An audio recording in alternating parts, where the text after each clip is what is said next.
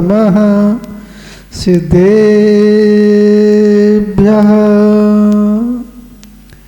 ओम नमः सिद्धेभ्यः। ऋणत्यं च वन्दे चौवीशं जड़ सदा वन्दे पंचगुरुणा वन्दे चरणं चरणं सदा वन्दे। डमो अरिहन्ताडं डमो सिद्धाडं डमो आयरियाडं डमो उच्छायाडं डमो लोए सभ्यशाहूडं। बोलो अनंतानंद सत परमेष्टि भगवान की, चिंतामणि पारसनाथ भगवान की, बादशाह दिवाकर आचार्य श्री विमल सागर जी महाराज की, गणाचार्य श्री विराग सागर जी महाराज की, आचार्य श्री विनिश्चय सागर जी महाराज की, तीन कमनकोड़ राज की, आदि सागर जी महाराज की, 64 रिद्धि महाविधान की, अहिंसा परमो धर्म की। पूज्य मुनि श्री प्रवर सागर जी महाराज की जय। श्री ज्वासंग निर्माणी माता की जय। नमो। भव्य आत्मन, इस संसार पर दृष्टि पड़ती है तो ऐसा प्रतीत होता है जिन्होंने मोक्ष महल का निर्माण कर लिया है वह अनंत सुख का अनुभव कर रहे हैं, और जो जीव मोक्ष महल का निर्माण करने में लगे हुए हैं या फिर जो ईंट पत्थर आदि रेत आदि का निर्माण कर रहे हैं, आचार वर्ग के रहे हैं, वही इंद्रिय सुख का ही अनुभव कर रहे हैं। पर वे जीव पुरुषार्थ कर सकते हैं, पुरुषार्थ कर सकते हैं, उस चारित्र को धारण कर कर, रत्नात्रय को धारण कर कर, उसकी पूर्णता कर कर उस मोक्ष महल को निर्माण कर सकते हैं। भैया मुनीम साहब, किसका निर्माण करना है?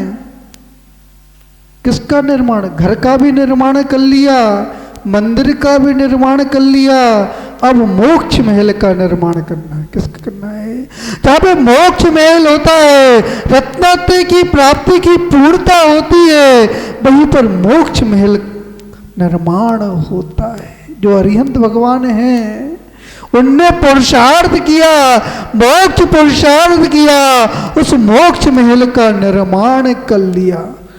आप जो पुरुषार्थ कर रहे हो, धर्म पुरुषार्थ कर रहे हो, ये मोक्ष महल को का निर्माण करने का नींव खोद रहे हो। क्या कर रहे हो? आचार्य वर्ग कर रहे हैं। जहाँ पे श्रद्धान होता है, श्रद्धान होता है, वहाँ पर नींव खोदी जाती है। और जहाँ पर श्रद्धान नहीं है, आचार्य वर्ग के रहे, अभी धर्म पुरुषार्थ नहीं है, मोक्ष पुरुषार्थ नहीं है। पहले श्रद्धान की नींव मजबूत करना पड़ेगी, तब श्रद्धान की नींव मजबूत होगी, आचार्य ज्ञान की दीवार खड़ी हो सकती है। और जहाँ पे ज्ञान की दीवार खड़ी हो गई, वहाँ पर चारित्र की छत ढल सकती है। जब छत ढल जाएगी तो आचार्य वर्ग रहे 13वां गुणस्थान को प्राप्त करोगे, 13वें गुणस्थान को प्राप्त करोगे, भाव मोक्ष होगा, भाव मोक्ष होगा। और जैसे 13वां गुणस्थान छूटेगा, वो 14वां गुणस्थान छूटेगा, वो ध्रुव मोक्ष भी हो जाएगा, वो मोक्ष महल में प्रवेश हो जाएगा। पहले निर्माण करना पड़ेगा। क्या करना पड़ेगा? निर्माण करना पड़ेगा।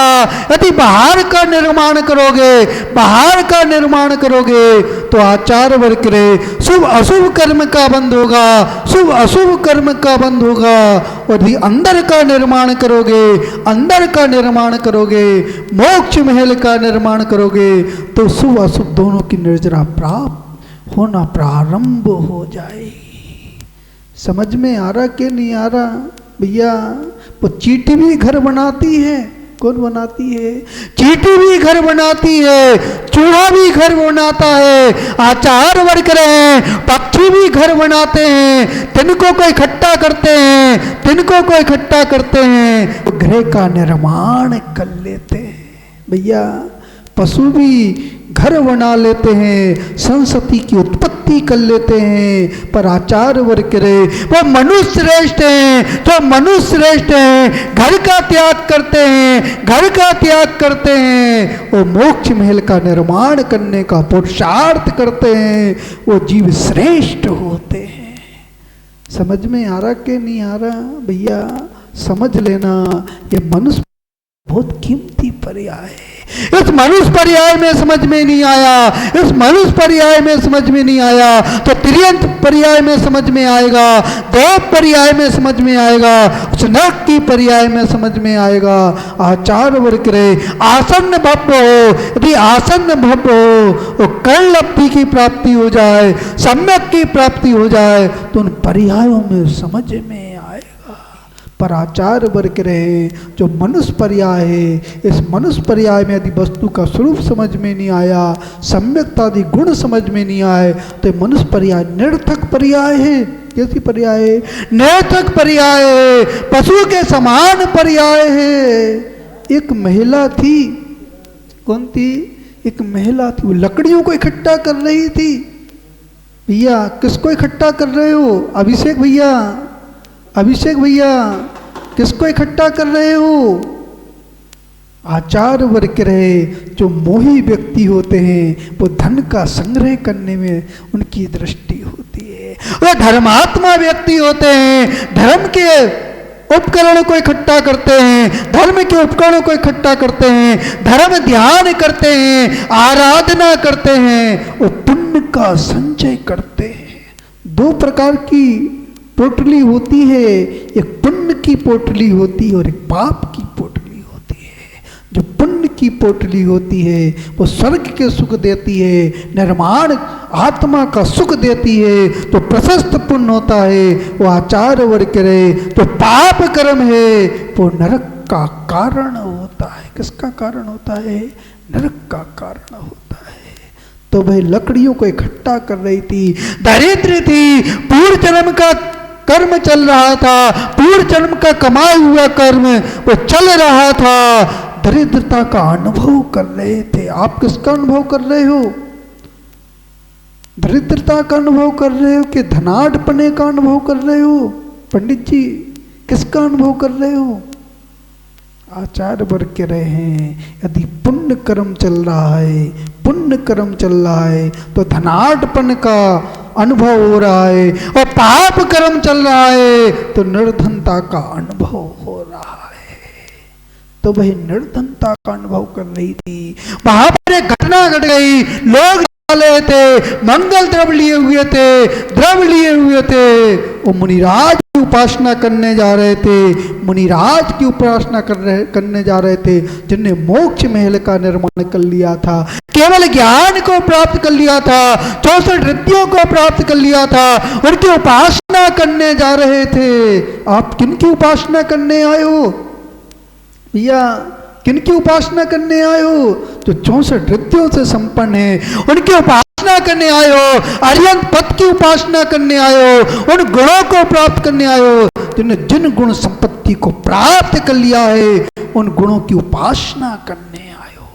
आचार्य वर्ग रहे हैं यदि उपासना सही रूप से चल रही है, सही रूप से चल रही है, आकुलता व्याकुलता नहीं है, आकुलता व्याकुलता नहीं है, धर्म ध्यान चल रहा है तो पुण्य का संचय हो रहा है। भाई मारीची का जीव भगवान के समोषण में बैठा हुआ था, आकुल व्याकुल परिणाम हो गए, आकुल व्याकुल परिणाम हो गए, तो धर्म ध्यान छूट गया, आर्थ रोध ध्यान की उत्पत्ति हो गई, आर्थ रोध ध्यान की उत्पत्ति हो गई, और ऐसी उत्पत्ति हुई वो चारित्र भी चला गया, वो दर्शन ज्ञान भी चला गया। भैया मान मत बढ़ाना। आचार्य वर्ग रहे जहाँ पे मान का पारा चढ़ता है, मान का पारा चढ़ता है, वहाँ पे नियम से विशुद्धि का विनाश होता है, और जहाँ पे विशुद्धि का विनाश होता है धर्म ध्यान छूटता है, धर्म ध्यान छूटता है। वह मेला देख रही थी, वो लोग प्रभु की अर्चना करने जा रहे थे, मुनिराज की अर्चना करने जा रहे थे। पिंगहल श्रावक पीहत श्रवण नाम के मुनिराज थे, पीहत श्रवण नाम के मुनिराज थे, जिनको केवल ज्ञान हो गया था। वो चले जा रहे थे, लोग चले जा रहे थे, उसकी भावना हुई मैं दर्शन करूं, मुनिराज के दर्शन करूं, उनकी आराधना करूं, तो कर्म लगा हुआ है, उस कर्म को न्यून कर दूं, क्या कर दूं, समाप्त कर दूं। आचार्य वर्ग रहे जो निगतित निकाक्षित कर्म है, साधुओं के अपमान करने से, देवसाय गुरु के अपमान करने से वो कर्म बनते हैं, उनकी उपासना करने से, उनके बताए हुए मार्ग पर चलने से वो कर्म निर्जरा को प्राप्त हो जाते हैं। वह महिला चली गई, सुमति नाम की महिला थी, वो मुनिराज के पास बैठी हुई धर्म उपदेश दे रहे थे, तत्वों का उपदेश दे रहे थे, अस्थि काय का उपदेश दे रहे थे, धर्म का उपदेश दे रहे थे, श्रावक धर्म का उपदेश दे रहे थे, मुनि धर्म का उपदेश दे रहे थे। जब उपदेश हो गया, लोगों ने भक्ति कर ली, लोग पलायन करने लगे, वो जीव बैठा रहा, वह आराधना करने लगा, उपासना करने लगा। ये पाप कर्म के साथ दूर हो, मेरा पाप कर्म कैसे दूर हो, उपाय पूछने लगी। मुनिराज की ध्वनि से निकला, पूर्व जन्म में तूने पुरुषार्थ किया, पाप का पुरुषार्थ किया। समाधि गुप्त मुनिराज थे, आराधना कर रहे थे, आराधना कर रहे थे, तेरा पुण्य बढ़ा हुआ था, रूप लावण बढ़ा हुआ था, धन संपत्ति बढ़ी हुई थी। आचार्य वर्ग रहे हैं जिनका पुण्य बढ़ा हुआ होता है, अभिमान करते हैं, पुण्य का दुरुपयोग करते हैं, ऐसे पाप का संचय करते हैं, ऐसे पाप का संचय करते। उसने अभिमान के रूप में स्वान छोड़ दिए, क्या छोड़ दिए, स्वान छोड़ दिए। और मुनिराज तपस्या कर रहे थे। आचार्य वर्ग रहे तो दुष्ट व्यक्ति होते हैं, दुष्ट प्रगति के व्यक्ति होते हैं, उन्हें मुनिराज भी सामान लगते। कैसे लगते हैं, सामान लगते हैं, प्रभु सामान लगते हैं, जिन्हें भगवान लगते हैं, शास्त्र सामान लगते हैं। आचार्य वर्ग रहे जिनको देवसाय गुरु सामान लग रहे हैं, उनको भी सम्यक दर्शन की प्राप्ति नहीं हुई है। वस्तु स्वभाव धम्मो, जैसा वस्तु का स्वरूप है वैसा ज्ञान नहीं हो रहा है, वैसा श्रद्धान नहीं हो रहा है, चारित्र में अनुभव नहीं हो रहा है। तो आचार्य वर्ग रहे अभी मिथ्यात्व का ही उदय चल रहा है। किसका उदय चल रहा है, मिथ्यात्व का उदय चल रहा है। मुनिराज ध्यान में बैठे रहे, निष्कंप बैठे रहे, उनने समाधि मरण किया, समाधि मरण किया, और वह उपसर्ग को सहते रहे, उपसर्ग को सहते रहे। उस स्त्री ने पाप कर्म के उदय से त्रियंत पर्याय को बांधा, त्रियंत पर्याय को बांधा, वो सिहिनी हो गई। कौन हो गई, सिहिनी हो गई। आचार्य वर्ग रहे हैं ये मनुष्य पर्याय पुण्य प्रगति है, पुण्य प्रगति है। उसने त्रियंच प्रगति को बांध दिया, वहां पर उसने कूर परिणाम किए, कूर परिणाम किए। जो सिहनी होती है मांस का भक्षण करती है, मांस का भक्षण करती है, जैसे मांस का भक्षण करती है उसके नाखून लाल हो जाते हैं और मुंह लाल हो जाता है। होता कि नहीं होता। आचार्य वर्ग रहे जो हिंसक जानवर होते हैं, मांस का भक्षण करते हैं, उनके नाखून भी लाल होते हैं और मुंह भी लाल होता है। वो आचार्य वर्ग रहे जो कामी पुरुष होते हैं, जो कामी पुरुष होते हैं, उनके नाखून भी लाल होते हैं और मुंह भी लाल होता है। वह अहिंसा धर्म का पालन नहीं करते, वह हिंसा को अपनाते हैं, हिंसा को अपनाते हैं। तो क्रूर पशु होते हैं, हिंसा को अपनाते हैं, उनके नाखून लाल होते हैं और मुंह लाल होता है। वो आचार्य वर्ग रहे हैं जिनकी आब्रह्म की भावना होती है, जिनकी आब्रह्म की भावना होती है, उनके नैन नाखून लाल होते हैं, वो होंठ लाल होते हैं। आचार्य वर्ग रहे दोनों जगह पाप का ही बंद हो रहा है, पाप का ही बंद हो रहा है। आचार्य वर्ग रहे जहां पर पाप होता है, जहां पे पाप होता है वहां पर भविष्य में सुख नहीं मिलता है। भैया जीवन को तो जीना है, आत्मा का श्रृंगार करो। किसका श्रृंगार करो? यदि आत्मा का श्रृंगार करोगे तो पुण्य का बंद होगा, और शरीर का श्रृंगार करोगे तो पाप का बंद होगा। स्वसंस्कार त्याग आचार्य वर्ग रहे, स्वसंस्कार का त्याग होता है, वहीं पर ब्रह्मचर्य व्रत होता है। और जहाँ पे शरीर का संस्कार होता है, वहाँ पे ब्रह्म की भावना होती है। किसकी भावना होती है? ब्रह्म की भावना होती है। उस तिर्यंच ने जब आयु का बंद किया तो वह मरकर सेठानी हो गई। कौन हो गई? कोई सेठानी, सुमति नाम की सेठानी हुई, दरिद्रता हो गई। जब उसने पूर्व वृत्तांत सुना, उपाय पूछने लगी। उन केवली भगवान ने कहा जिन गुण संपत्ति का व्रत करो। कौन सा करो? जिन गुण संपत्ति का व्रत करो, उस व्रत के माध्यम से तुम्हारी दरिद्रता दूर होगी और नियम से निर्माण की प्राप्ति होगी। उसने उस व्रत का पालन किया, उस व्रत के प्रभाव से वो स्वर्ग में जाकर देवी हो गई और वहां से चलकर आई फिर श्रीमती नाम की वो सेठानी हुई। उसने मुनिराज को आहार दान किया। उसके पुण्य से भोग भूमि में गई। आचार्य वर्ग रहे जो ग्रस्त होते हैं, सच्ची भावना से आहार दान करते हैं, वैसे पुण्य का संचय करते हैं। भोग भूमि में जन्म होता है। नियम से भोग भूमि यदि मनुष्य आयु का बंद हो जाए और यदि आप सच्चे मन से आहार दान करो तो नियम से निर्माण भोग भूमि में आपका जन्म होगा। कहाँ होगा? उसका भोग भूमि में जन्म हुआ। वहां से चलकर वो देवी हुई और वहां से चलकर उसने आरिका के स्त्री होकर, देवी होकर, वहां से फिर चलकर उसने आरिका के व्रत धारण किए और आरिका के व्रत धारण कर संलेखना पूर्वपण किया। आचार्य वर्ग के रहे जी मरण तो करते हैं, कई प्रकार का मरण होता है। कोई खाते खाते जाते हैं, कोई पीते पीते जाते हैं, कोई सोते सोते जाते हैं। कल हमारे मुनीम साहब के रहे थे, कोई रसोई बनाते बनाते चले जाते हैं। आचार्य वर्ग उनका जाना महत्वपूर्ण नहीं है। यदि आप धर्म ध्यान के साथ जा रहे हो, नवोकार मंत्र को सुनते हुए जा रहे हो, तो आचार्य वर्ग रहे कोई पर्याय सार्थक है। वो खाते खाते चले गए, पीते पीते चले गए, सोते सोते चले गए, किसी को असत्य बोलते बोलते चले गए, रोते रोते चले गए, शौक करते करते चले गए। तो आचार्य वर्ग रहे अशुभ कर्म बंधेगा तब संक्लेश परिणाम होता है। यदि किसी ने देव आयु का बंद कर लिया वो संक्लेश परिणाम हो जाए तो आयु का घात करता है, उस आयु का घात करता है। वो आयु का घात कर उस स्थिति का अपकर्षण कर लेता है। क्या कर लेता है? वो विशुद्धि बढ़ जाए, किसी जीव की विशुद्धि बढ़ जाए तो उस आयु का उत्कर्षण कर लेता है। इस बात को समझ लेना, अच्छे से समझ लेना। आचार्य वर्ग रहे महत्वपूर्ण आयु का बंद।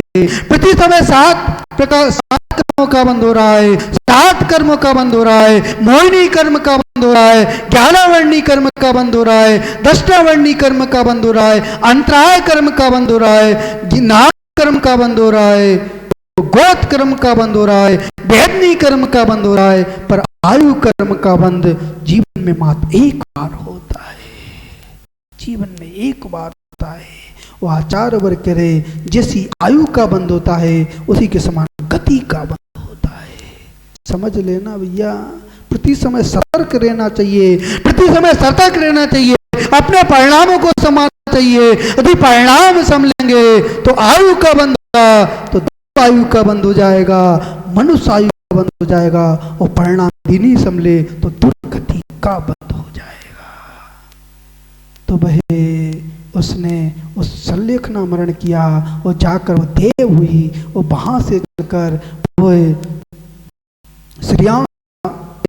स्त्री पर्याय का छेदन किया। उस श्रीमती ने स्त्री पर्याय का छेदन किया, और जैसे स्त्री पर्याय का छेदन हुआ राजा श्रेयांश हुई। कौन हुई? राजा श्रेयांश हुई। उसने दान दिया, आदिनाथ भगवान को दान दिया, और ऐसे पुण्य का संचय किया, छायक सम्यक दर्शन को प्राप्त कर लिया। किसको प्राप्त कर लिया? छायक सम्यक दर्शन को प्राप्त कर लिया, और आदिनाथ भगवान का गढ़धर बन गई। कौन बन गई?